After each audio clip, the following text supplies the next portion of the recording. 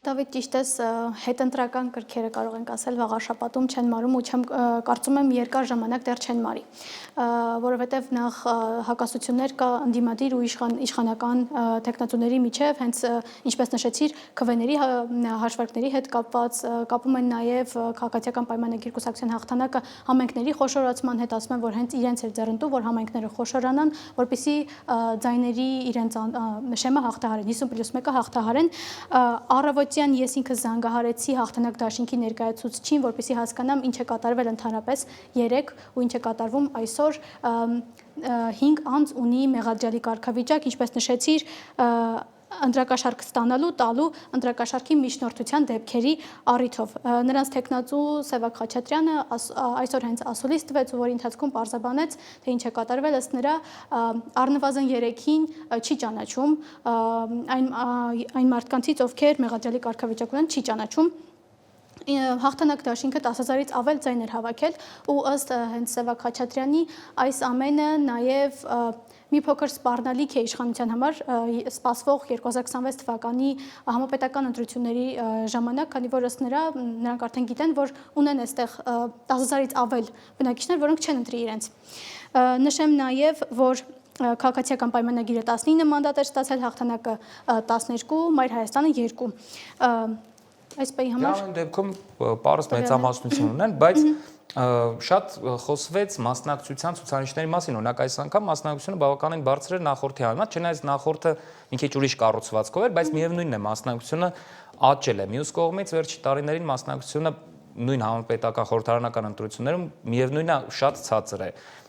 Սրա հետ կապված, օրինակ դու շատ ես խոսել ընտրողների հետ, սովորական մարդկանց հետ, օրինակ դու ինչ ես զգացել, մարդիկ ընդհանրապես ընտրություններ հասկացության հանդեպ ինչպես են վերաբերվում, հիասթափված են, չգիտեմ, անտարբեր են, թե հետաքրքրություն կա, որտեղ սա ոնց հասկանում եմ ամենակարևոր հարցերից մեկն է լինելու։ Իրականում 3 ես հենց ուսումնասիրել էի 1995 թվականից մինչև 2025 թվականը ընդհանրապես ընտրությունների մասնակցությունների հենց ցուցանիշները, ռեկորդային ցուցանիշներ եղել են, եթե չեմ սխալվում, ազգային ժողովի օրինակ 5-րդ գումարման ժամանակ 62% ու 2018-ից այս կողմ մասնակցությունը 50%-ի շեմը չի հաղթահարում։ Այսինքն կարող ենք թվերից հենց եզրակացություն անել, որ հիասթափության մթնոլորտ կա, մարդիկ չեն հավատում, որ ինչ-որ բան կփոխվի։ Ես շատ քաղաքացիների հետ եմ զրուցել վերջին 2 շաբաթների ընթացքում, թե Վաղաշապատում, թե Երևանում, հարցրել հենց իրենց վերաբերմունքը ընտրությունների հետ կապված։ Մի մասը հիասթափված է ու ընդհանրապես չի հավատում, որ ինչ-որ բան փոխվելու է, բայց նաև կան հակառակ կարծիքներ։ Մենք այսօր Reopen-ի YouTube-յան հարցում ունենք Telegram-յան էջում, YouTube-յան էջում, բայց արդյունքները հիմա չեմ ասի, թող ռեպորտաժում տեսնեն։ Շատ լավ, ուրեմն դիտենք մեր անի ռեպորտաժը, հետընտրական հույս ունեմ վերջի ռեպորտաժն է այս թեմայով եւ շարունակենք։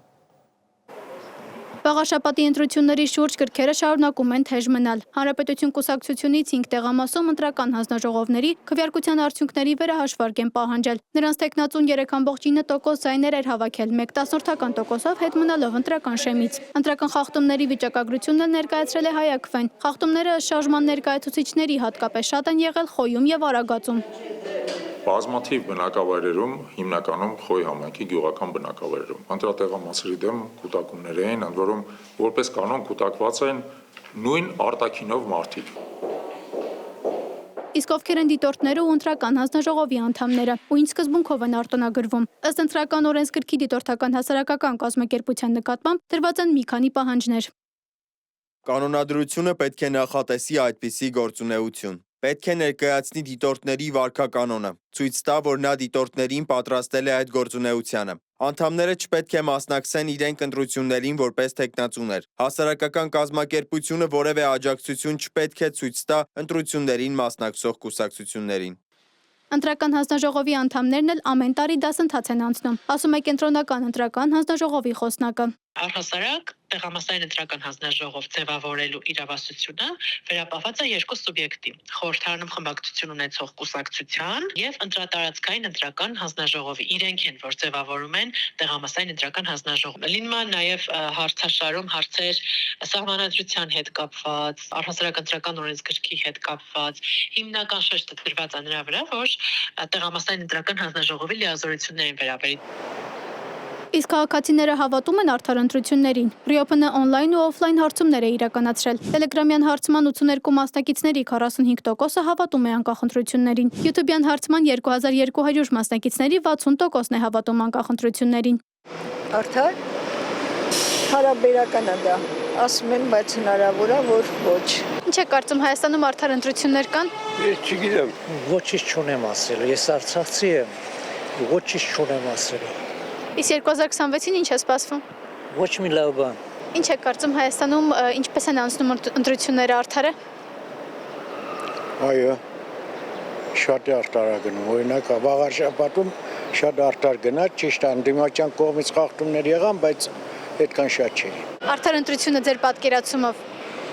Ինչ որ տեղի անանում, հիմա դա կոչվում է արդար ընտրություն։ Ոչ, չեմ կարծում արդար ա եղել ընտրությունները։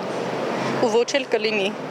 Ինչու՞։ Որտեղ ոչ հասարակությունն է պատրաստ, ոչ էլ ընտրությունների կազմակերպողներն են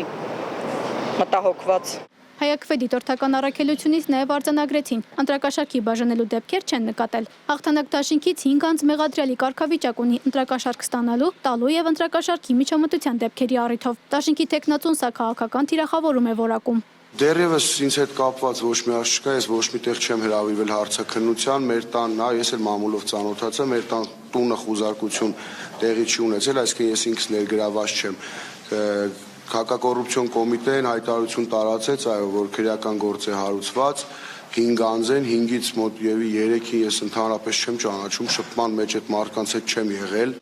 Մայր Հայաստան կուսակցության առաջին 2 համարներին Գրիշա Հարությունյանին եւ Դավիթ Կարապետյանին մեղադրում են չարաշահումների մեջ։ Կուսակցության առաջնորդ Անդրանիկ Թևանյանի հայտարարության համաձայն վաղաշաբաթում իշխանության վերարտադրությունը բացի վարչական ու այլ տիպի ռեսուրսների կիրառումից տեղի ունեցավ նախընտրական կեղծիքի ու հասարակության լայն շրջանակների համար անտեսանելի գործընթացների միջոցով։